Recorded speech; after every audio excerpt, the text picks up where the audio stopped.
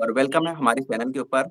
और आज हम लोग जो है, आज हमारी जो गेस्ट हैं, स्पेशल गेस्ट जो हैं, भाग्यश्री हैं, जिन्होंने 10th जो बोर्ड एग्जाम हुआ था 2023 के अंदर, उसके अंदर आउटस्टैंडिंग मार्क्स गेट किया था। 100 में से 100 मार्क्स गेट किया था। और 100 में से 100 मार्क्स गेट करना कोई छोटी बात नहीं है।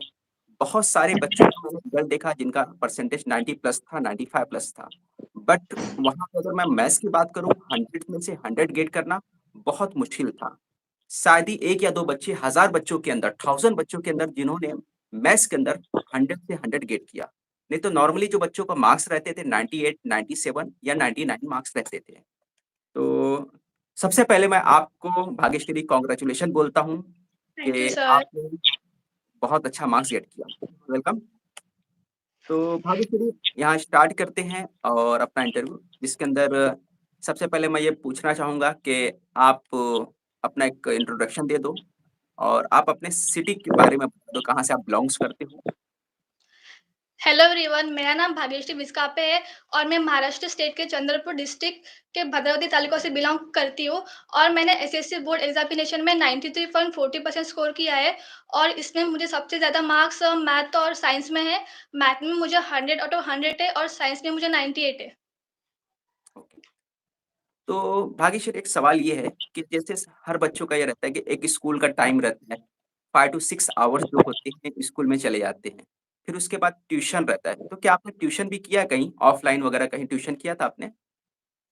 हाँ सर, मैंने ट्यूशन तो किया था लेकिन बस मैं 2 महीने गई थी सर। फिर अच्छा। मैंने ऑनलाइन किया सर। ओके। तो अब मुझे ये बताइए कि ट्यूशन या ऑनलाइन किया आपने, तो टाइम को कैसे मैनेज किया? स्कूल में 5 घंटे चले जाते, फिर घर पे स्टडी आपका करना, एक तरह से सेल्फ स्टडी, आपने किस तरह से को टाइम को मैनेज किया? क्योंकि टाइम मैनेज करना बहुत मुश्किल हो जाता है। सर, सबसे पहले मेरा स्कूल का जो टाइमिंग था वो सुबह के 8 बजे से था और छुट्टी हमारी 3 बजे होती थी सर। फिर हम्म, मैं 3 बजे घर आती थी सर, फिर आधा घंटा लगता था मुझे फ्रेश वगैरह होने को, खाना वगैरह खाने को। और हम्म, उसके बाद जो मेरा होमवर्क था ना सर, मैं होमवर्क वगैरह करती थी और फिर मैं पढ़ने के लिए बैठती थी सर। इनफैक्ट मेरी तब ट्यूशन थी नहीं सर, मैंने छोड़ दिया था ट्यूशन। और फिर 6 वगैरह बजे मैं बाहर वगैरह घूमती थी सर। उसके बाद फिर से मैं 7 बजे, साढ़े 7 बजे पढ़ने के लिए हम्म। तो एक सवाल ये है कि सेल्फ स्टडी का मेथड क्या होता था आपका? क्योंकि आपने बहुत सारी चीजें, आपने ट्यूशन नहीं किया, ऑनलाइन स्टडी किया, तो सेल्फ स्टडी कैसे आप करते थे? क्योंकि ज्यादातर जो बच्चे होते हैं जो ऑनलाइन लेक्चर वगैरह देखते हैं यूट्यूब वगैरह पर, वो सेल्फ स्टडी करते हैं। तो आपका एक मेथड क्या रहा सेल्फ स्टडी का? सर, मैंने मैक्सिमम सेल्फ स्टडी की थी सर। और मैंने आपके जो वीडियोस थे ना सर, उनकी बहुत मदद ली ली थी सर। थैंक यू सर आपको कि आप मतलब फ्री में पढ़ाते हो सर। बच्चों को आप ऑनलाइन सेशन वगैरह लेते हो सर। मैंने सही में सर, मैंने आपको बहुत फॉलो किया था सर। आपके मैंने हर एक वीडियोस देखे थे सर। ओके, बहुत बहुत थैंक यू आपका। और मैं आपका एक भी वीडियो मिस नहीं करती थी सर। तो थैंक यू सर। बस आपकी वजह से बस इतना अच्छा हो पाया है। बस आप जैसे बच्चे हमारे लिए एक है, और बाकी बच्चों के लिए एक आइडियल है कि जिन्होंने एक अच्छा मार्क्स गेट किया है। ठीक है, और हमारा मकसद ही है स्टडी का, पढ़ाने का, टीचिंग का, कि आप जैसे बच्चे आगे बढ़े और कुछ ना कुछ लाइफ के अंदर करें।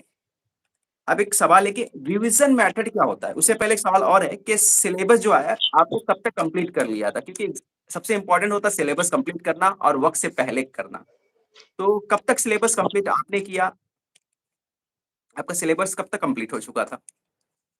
सर मतलब रिवीजन जितना सर पढ़ाते थे ना हमें हाँ। स्कूल में, तो सर मैं उतना ही नहीं रिवाइज़ करती थी। और जितना सर पढ़ाते थे ना सर, मैं उतना ही रिवाइज़ करती थी सर। और मतलब ऐसे करते-करते नहीं किया, मेरा मैक्सिमम रिवीजन नहीं किया, दिसंबर तक ही हो गया था।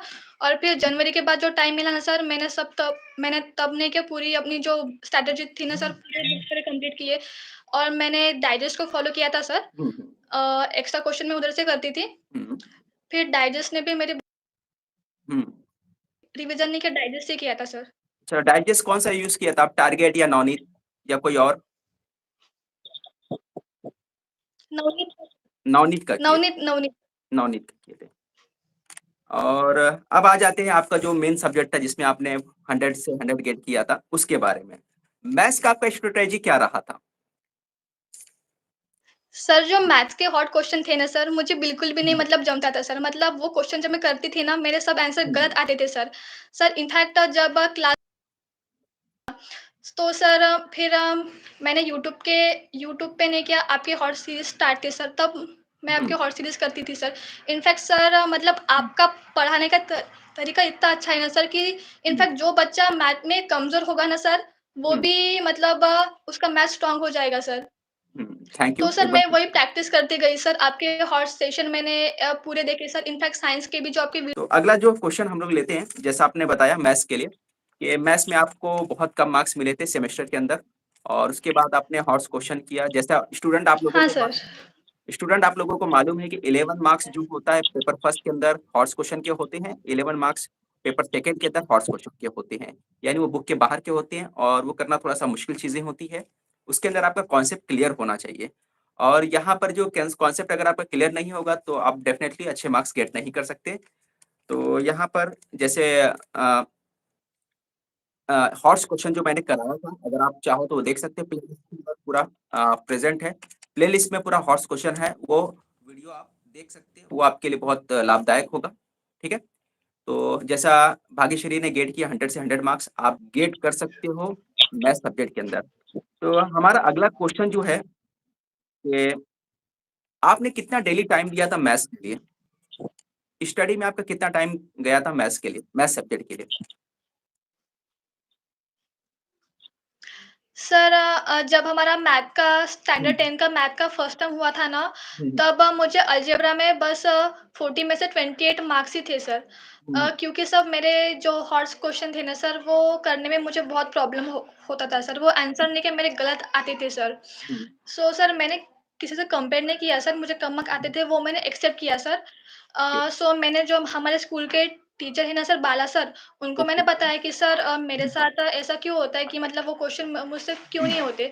तो फिर सर ने मुझे बोला हुँ, कि तुम मैक्सिमम टाइम नहीं किया प्रैक्टिस का करो, जितने को क्वेश्चन नहीं किया तुम प्रैक्टिस करोगे ना, उतना तुम्हारा मैथ अच्छा बनेगा। तो सर मैंने जो हॉट्स क्वेश्चन है ना, वो आपकी मदद से किए। आप हॉट क्वेश्चन की सीरीज स्टार्ट करते थे सर। हाँ, सो मैंने आपके जो हॉट्स क्वेश्चन के लेक्चर थे ना सर, वो हर एक वीडियो मैंने देखा, हर एक क्वेश्चन खुद से सॉल्व किया। हुँ, और जो क्वेश्चन नहीं आते थे सर, वो तो मैं हुँ, आपसे हुँ, आपको देख के करती थी।